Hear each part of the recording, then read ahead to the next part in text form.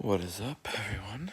We are going to be talking about the latest podcast from Dr. Huberman. Dr. Huberman and Dr. Andy Galapin, who have been talking about strength, power, speed, hypertrophy, and training, and basically how to order exercises and how to increase intensity and volume and sets and rep schemes. So my questions were, how much muscle size do you lose per year? If you don't train, and that's 0.5 to 1% a year, and strength is about 2%, and power is about 3 to 4%. So I originally thought power was a little bit more. I thought it was at 6 to 8%, but apparently it's not. And so I've been just listening to that podcast, and I think it's been good.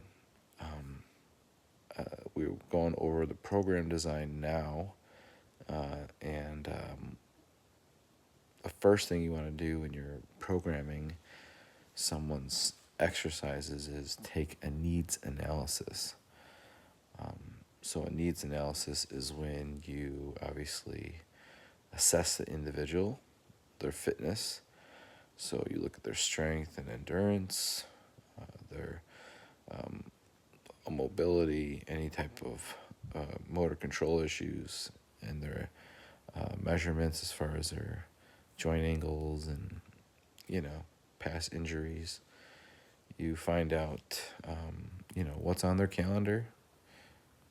What could they do to become consistent in their training, and you try to sketch out 2, maybe 3 days a week for that person, and then you create phases of training for 3 to 6 weeks, and every 3 to 6 weeks you should go into a more intense or a lower volume workload. So changing the intensities and workloads every phase. So going from high intensity, high load to low intensity, low loads every 3 to 6 weeks, so that you can recover and then go back to that strength and power after you've kind of gotten some higher volume with lower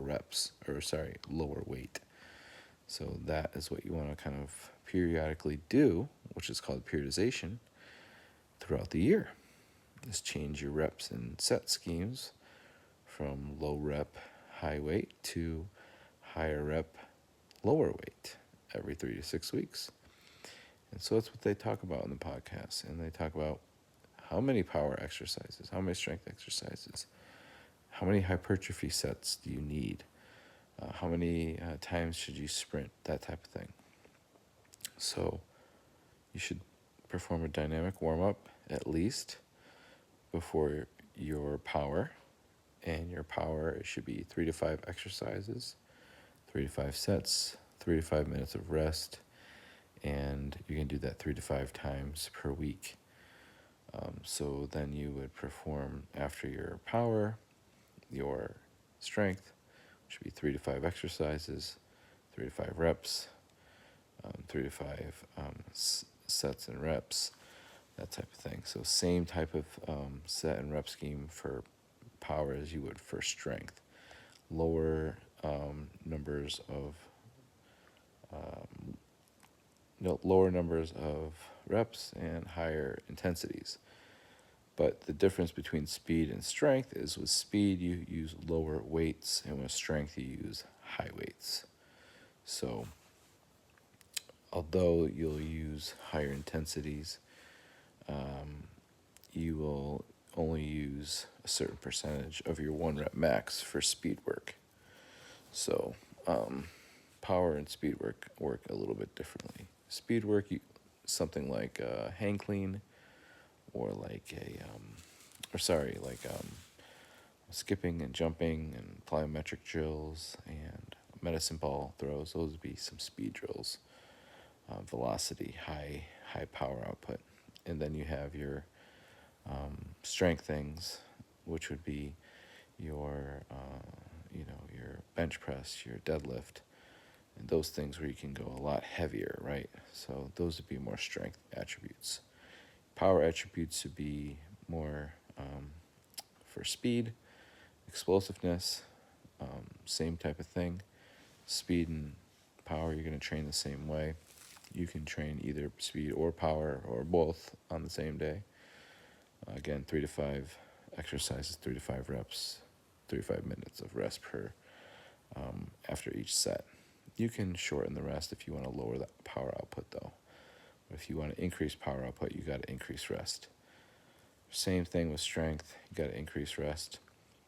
But if you're doing hypertrophy, that's going to be 10 to 20 sets per body group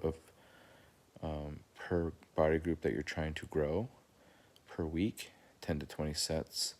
So it's higher volume, and the rep range is going to be anywhere from 10 to 15 reps, all the way I think up to even 20. But really the sweet spot I would say would be 10 to 12 reps with hitting failure at 12 reps or hitting failure around 15 reps. Higher volumes, higher reps. That's when you can do body split trainings. If you're bodybuilding, 5 to 6 days a week, you could do body splits. But if you're functional strength training, you're probably going to want to do full body days, three times per week, and then 2 to 3 days on your off days, you should be doing some type of cardio for at least 20 minutes. And then every single day, you should walk twice for at least 20 minutes. So those are all some protocols you can do. If you're an athlete, you want to sprint twice a week or perform power movements twice a week. But if you don't sprint, you will get injured sprinting. So if you're an athlete, you need to sprint twice a week. If you're not an athlete, you don't need to sprint twice a week. But you should do some type of power exercise like jumping, throwing a ball, or doing like some type of Olympic work, kettlebell swing. So any high velocity exercise could be agility training for an adult. It could be skipping, hopping, jumping. And then you want to think about your strength exercises like your squats, your deadlifts, your pushing, your pulling, and your core exercises for strength. And as far as mobility, you just need your normal range of motion. Anything more than that is unnecessary. Stretching any body part that you're trying to increase flexibility at least 5 times per week, and for 3 sets of 30 seconds per muscle group per day that you're training that muscle. So that would be flexibility protocols. So you have your flexibility, you have your power, your strength. Then for conditioning, you want at least 150 minutes total a week of long duration training. So splitting that up in between 3 days of 50 minutes or 5 days of 30 minutes, or splitting that up between 20 minutes twice a day, that type of thing. So if you can get 150 minutes, that's great. But if you want to increase your VO2 max, you're going to have to train at 67%.